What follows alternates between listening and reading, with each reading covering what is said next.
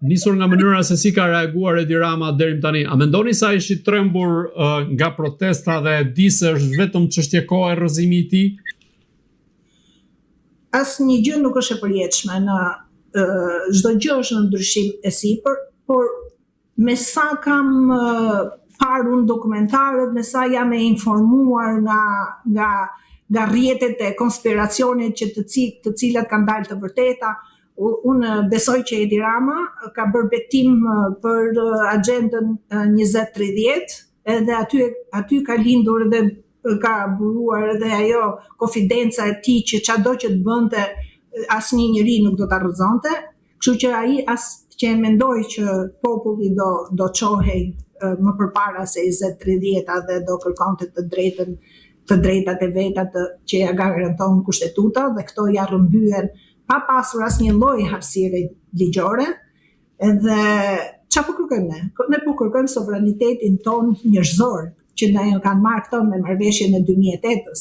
Çfarë po kërkojmë neve? Ruajtjen e sovranitetit territorial, prapë e garantuar nga kushtetuta, po që këto as po pyesin dhe po e japin vendin sikur ta kishin pronën e vet personale. Edhe ta kishte pronën e vet personale duhet ishte menduar 2-3 herë, të kishte pyetur edhe pjesëtarët e vet familjes, pa ai s'ka pyet asnjë njeri.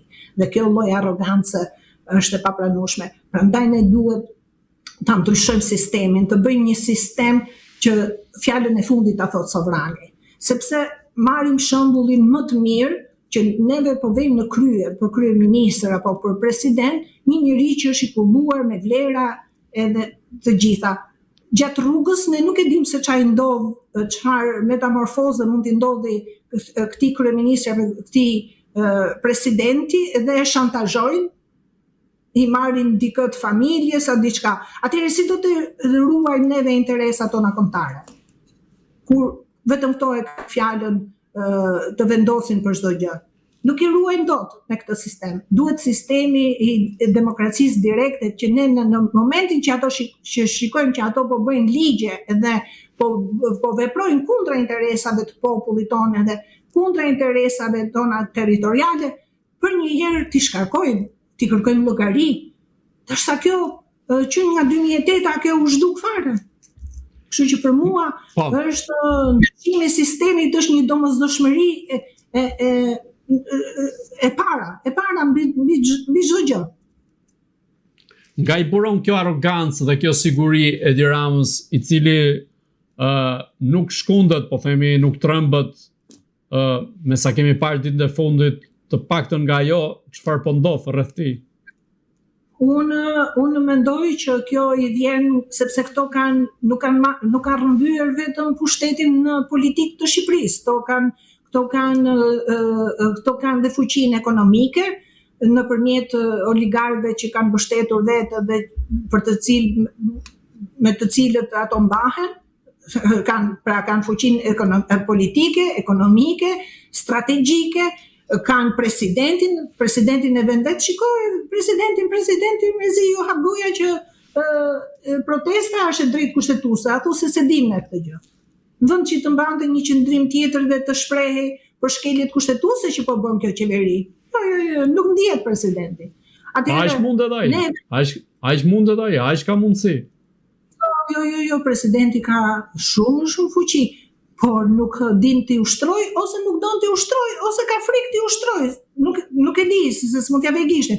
Pastaj, po t'ishte sistemi që mos ishte i kapur, që gjykatësit ishin zgjedhur nga populli dhe jo nga kryetarët e partive, ne do kishim një gjykatë kushtetuese që do kishte marrë qëndrime krejt tjera në mbrojtje të dinjitetit edhe të sovranitetit kombëtar dhe territorial.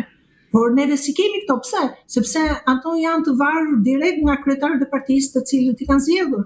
Prandaj quhet sistemi i kapur, se popullit sovranit nuk i është lënë asnjë rrugë tjetër për të vepruar nëpërmjet institucioneve, por i kanë ngelur vetëm protesta në bulevard. Dhe ato presin dhe ka pas edhe të infiltruar që ta kthenin protestën në të dhunshme, sepse po të jetë protesta e dhunshme, ato gjenë sebepin dhe shkrin për një herë, ndërsa kjo e ka shkatruar komplet dhe i ka demaskuar të dyja palët se unë nuk mund të flas vetëm për njërën palë, janë të dy, janë faqet e të njëjtët monedhë dhe të dyja palët kjo i ka shkatruar.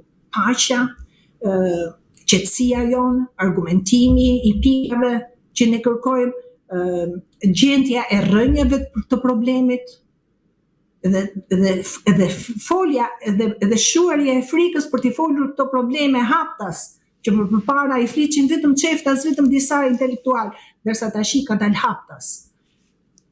Kjo protestë kaq e bukur, kaq paqësore, kaq e ndërgjegjësuar, e njerëzve të ndërgjegjësuar, kjo ka dhënë shpresë për këtë vend. Zonja Kurti, në një marrëveshje të paktën në parim mes Shqipërisë dhe Serbisë, parashikohet që të vendoset një konsullat serbe në Shkodër. Ju si e keni parë këtë pjesë, teksa ditën e diel do të ketë dhe protesta në Shkodër kundër kësaj iniciative. Çfarë po bën Edi Rama në këtë rast? Ku kërkon të arrijë duke sjellë serbët me një konsullat drejt në Shkodër? Në qoftë se ky lajm është i vërtetë, sepse jo, është i vërtetë, është i pranuar dhe nga ministri i jashtëm i Shqipërisë, Ferit Hoxha. Atëherë mua më lind dyshimi që dhe tërheqja e Spiropalit ka qenë pikërisht se ajo s'ka qenë dakord me këtë marrëveshje, me siguri. Dhe për mua ky është një akt tjetër që nuk shkon me interesat tona kombëtare, por me planin e 2030-s. Siç e thash, unë prandaj hodha dhe këtë hipotezën që ky ka bërë një betim për planin 2030 për të bërë bota të jetë popullsia e Shqipërisë të jetë në 1 milion banor, popullsia e botës të jetë zvogluar gati 50%, dhe të bëhet një botë dhe një qeveri botërore. Po çfarë kërkon me konsullatën në Shkodër që sjell serbët në këtë rast? Aty po dal.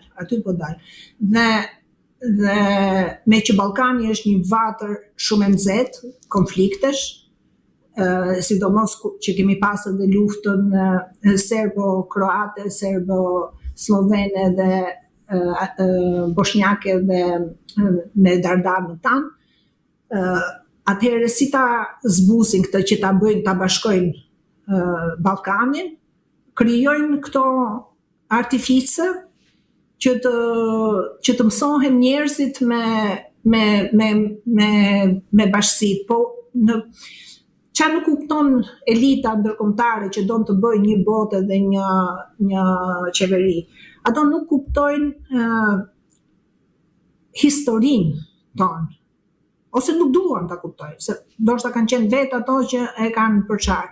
Por vetëm thënia e ministrit së jashtme të Vučićit që me atë gjuhë rretje që të zhdukte gjithë shqiptarët po të kishte gjë të Kosovës, është e papranueshme të lejohet një konsullat e tillë në Shkodër. Edhe sikur të kishim neve pakica serbe në Shkodër, ne që nuk kemi, me sa di unë kanë qenë disa, se tash i kanë ndruar jetë ato, dhe kanë qenë disa nga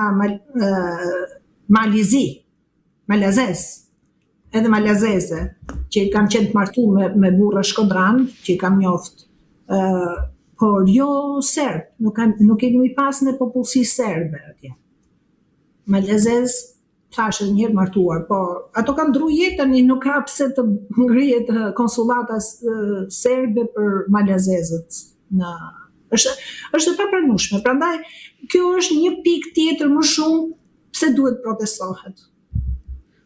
Zonja Kurti, të rikthehemi sërish në atë që po ndodh brenda Partisë Socialiste, ku sa i përket situatës në cilën ndodhet vendi, rastit të reformës territoriale, ka reaguar sot Erion Braçi duke u shprehur kundër bashkimit të disa bashkive, pra shkrirjes së tyre. Ndërkohë më parë ka pasur dhe lëvizje nga ana e Elisa Spiropalit kundrejt Edi Ramës. Ju si shikoni këto dy figura? Mendoni se këto dy figura janë ato që mund të bëjnë diferencën në një farë mënyre për të rrëzuar Edi Ramën, apo është thjesht një iluzion? Unë mendoj që Edi Rama mahet nga krimi i organizuar dhe nga Zeqinet. Dhe për mua Elisa Spiropali dhe Erion Braçe mund të jenë zëra, por janë zëra kanarinash, nuk janë zë i fuqishëm që mund ta hedhin Edi Rama.